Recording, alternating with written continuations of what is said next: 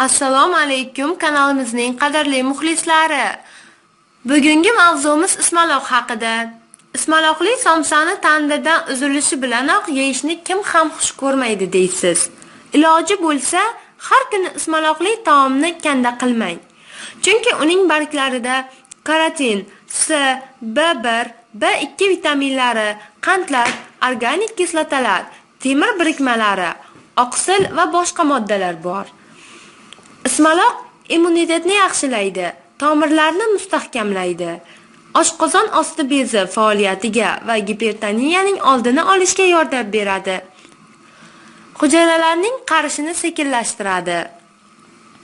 Ich yaxshi yurishmagan va qorin dam bo'lgan mahallarda 10 gram ismaloq barglari 1 stakan suvda qaynatilib ichilsa, ichaklar ishi ancha ravonlashadi. Bundan tashqari ismaloq bargining qaynatmasi asab tizimi faoliyati buzilganda tinchlantiruvchi vosita sifatida ichib turiladi. Buning uchun 1 osh qoshiq to'g'ralgan ismaloq 200 gram suvda 10 daqiqa qaynatiladi. 1 soat tindirib qo'yiladi.